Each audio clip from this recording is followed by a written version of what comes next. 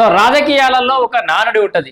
రాజకీయాలలో శాశ్వత శత్రువులు అట్లాగే శాశ్వత మిత్రులు అని ఎవరు ఉండరు అని చెప్పేసి. అంతవరకు ఓకే, కానీ మరీ విలువలు లేకుండా మరీ దిగజారి రాజకీయ సమీకరణాల కోసం కేవలం అధికారమే పరమావధిగా భావించి ఒక రకమైన అక్రమ సంబంధాలే అంటారు నేను ఇట్లా ఈ రాజకీయ పార్టీలకు సంబంధించి, కొన్ని పార్టీలకు సంబంధించి. సో అట్లా దిగజారిపోయి మరి అధికారం కోసం మాత్రమే పొత్తు పెట్టుకునే కొన్ని పార్టీలను మనం ఏమనాలో ఇక దాన్ని అక్రమ సంబంధమే అనాలి. ఇక్కడ బీఆర్ఎస్ బీజేపీ పొత్తు పెట్టుకునే అవకాశాలు ఉన్నాయని చెప్పేసి విషయం బయటకు వచ్చినప్పటి నుంచి ఇట్లాంటి చర్చ అయితే పెద్ద ఎత్తున కొనసాగుతూ ఉంది. ఎందుకంటే భారతీయ జనతా పార్టీ నాయకులు అంటే తెలంగాణ స్వరాష్ట్రం ఏర్పడ్డ తర్వాత నుంచి బీఆర్ఎస్ పార్టీ మీద, మాజీ ముఖ్యమంత్రి కల్వకుంట్ల చంద్రశేఖరరావు మీద, కేటీఆర్ మీద, హరీష్ రావు మీద పెద్ద ఎత్తున ఒటికాల మీద నిలబడ్డారు, పొట్టు తిట్టిరు.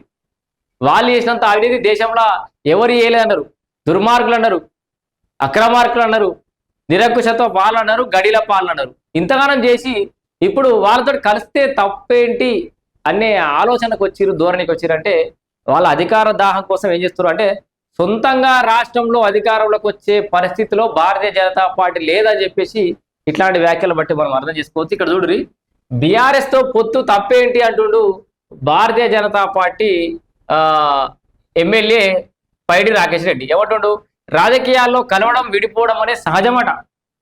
అంత సహజమా? ఎటుగా తాళి కట్టి పెళ్లి చేసుకుంటున్నాడు కాదు కదా ఇది. అట్లా నడిచేందుకు ఓ కాలు ఇబ్బందిగా ఉంటే మరొకరి సాయం తీసుకుంటాం కదా అంటుండు. అయితే రాకేష్ రెడ్డి గారు, మీరు గుర్తుంచుకోవాల్సిన అంశం ఏంటంటే ఇక్కడ నడవడానికి కష్టం ఉంటే ఇంకొకరు సహాయం తీసుకోవాలి, కరెక్టే. నువ్వు ఈ కుంటి కాలుతో నడిచినాక సరే, కానీ ఆ మురిగిపోయిన కాలుతో నడితే ఎట్లా? కుళ్ళిపోయినటువంటి సర్వనాశనం అయిపోయినటువంటి అధ్వానమైనటువంటి కాళ్ళు సాయం తీసుకుందాం అనుకుంటున్నాను. మునిగిపోయే నావలాంటి బీఆర్ఎస్ పార్టీకి వీరి అవినీతి మరకలాంటి సమాజం ముందు నగ్నంగా దోషిలాగా నిలబడ్డటువంటి బీఆర్ఎస్ పార్టీ సాయం తీసుకోవాలనుకుంటున్నాను. అది ఎట్లా సాధ్యమవుతుంది? కుంటుకుంటా పోయింది నయం కాదు. భారతీయ జనతా పార్టీ కుంటుకుంటా పోతలేరు. ఇప్పుడు మీరు కావాలనుకుంటే కొంటారు కదా. ఇతర రాష్ట్రాల్లో భారతీయ జనతా పార్టీ వాళ్ళు ప్రభుత్వాలు కూల్చేసుకున్నారు. తెలంగాణలో అట్లాంటి పరిస్థితుల్లో మీకు ఎక్కడ కనబడతలేదు. సొంతంగా మీ పార్టీలోనే లుకలుకలు, మీ పార్టీలోనే అసమ్మతి రాగాలు, ఆధిపత్య పోర్లు భారతీయ జనతా పార్టీ నడుస్తున్నాయి. లాస్ట్ టైం అధికారం రావాల్సినటువంటి పార్టీ చెతికిలబడ్డారు. ఇప్పుడు అధ్వానమైన పరిస్థితులకు నెట్టివేయబడ్డారు. ఎందుకంటే భారతీయ జనతా పార్టీ తెలంగాణలో అధికారం రాకపోవడానికి ఒక్కటే ఒక కారణం. అధిష్టానం ఒక రకంగా మాట్లాడుతుంది, కేంద్ర ప్రభుత్వమైనటువంటి భారతీయ జనతా పార్టీ అధిష్టానం ఒక రకమైన ధోరణితో ఉంటుంది, రాష్ట్ర నాయకులు ఒక ముచ్చట్లా మాట్లాడతారు. సింక్ ఉండదు ఎక్కడ కూడా. ఇక్కడ సై అంటే సై, నై అంటే నై. ఇక్కడ పరిస్థితులను, ఇక్కడ వాతావరణానికి అనుగుణంగా ఆ కేంద్ర ప్రభుత్వం ఏం చేయదు, ఇక్కడ పరిస్థితులకు అనుకూలంగా మీరు మాట్లాడరు. అక్కడెక్కడో పరిస్థితులకు బేరు చేసుకొని మీరు రాష్ట్రంలో మాట్లాడుతుంటే మీకు ఇక్కడ విలువ లేకుండా అయిపోయింది. తెలంగాణ రాష్ట్ర ప్రయోజనాల కోసం భారతీయ జనతా పార్టీ నాయకులు కొట్లాడిన పరిస్థితులు చాలా తక్కువ కాబట్టి సిచ్యువేషన్స్. ఇటు బీజేపీ రాష్ట్రంలో అధికారులకు వచ్చేటట్టు కన్సూమర్లు కూడా కనబడతలేనట్టుంది. వాళ్ళకి పాపం ఆశలు సన్నగిల్ని బీఆర్ఎస్ పార్టీ తోటి పొత్తు పెట్టుకుంటేనే అధికారులకు రావచ్చు అనే ఒక ఆలోచనలకి ధోరణికైతే వాళ్ళు వేరు. బీఆర్ఎస్ తో కలిసి పోటీ చేస్తే తెలంగాణలో అధికారంలోకి రావచ్చు. మీడియాతో చిట్ చాట్లో బీజేపీ ఎమ్మెల్యే రాకేష్ రెడ్డి. కానీ సొంతంగా అధికారులకు వచ్చే అవకాశం అయితే లేనట్టుంది. మరి ఒకవేళ బీఆర్ఎస్ తోటి పొత్తు పెట్టుకుంటే అధికారులకు రావచ్చు అట.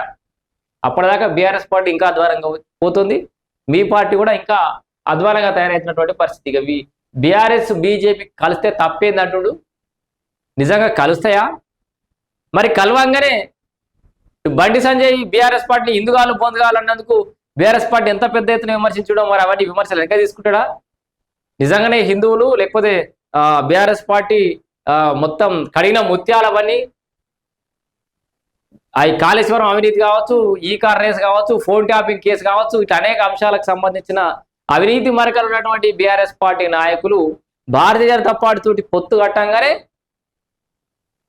అదేంటి నిప్పులాగా కడిగిన ముత్యాలలాగా అయిపోతారా మరి? సో తెలంగాణలో కూడా అట్లాంటి గంగలో మునిగినట్టు తేలినట్టు మరి బీజేపీలో మునిగి తేలే అవకాశం అని ఉందా? ఓవైపు హరీష్ రావు బీజేపీలోకి పోతారనే గాసిప్స్, రూమర్స్ బయట తిరుగుతున్న నేపథ్యంలో, అట్లాంటి ప్రచారం బయట నడుస్తున్న నేపథ్యంలో ఇటు పైడి రాకేష్ రెడ్డి కూడా ఇట్లాంటి సానుకూలమైనటువంటి ఒక కామెంట్ చేయడంతో నిజంగానే భవిష్యత్తులో బీజేపీ బీఆర్ఎస్ కలిసే అవకాశాలు ఉన్నాయని అయితే వినపడుతోంది. లేక కలవకపోతే మాత్రం వాళ్ళిద్దరూ విడివిడిగా ఉంటే ఎవరు కూడా అధికారంలోకి వచ్చే పరిస్థితి లేదు వాస్తవానికి. ఇక మాకు అధికారమే కావాలి, మేము 4 మంత్రి పదవులు, మీరు 6 మంత్రి పదవులు తీసుకొని అయినా సరే అని చెప్పేసి అక్రమ సంబంధం ఏమైనా పెట్టుకుంటే చెప్పలేము. సో సొంతంగా అధికారులకు వచ్చే అవకాశం లేదనే ఇట్లాంటి సంకేతాలు కాంగ్రెస్ పార్టీకి అడ్వాంటేజ్ అయ్యే అవకాశం కూడా లేకపోలేదు.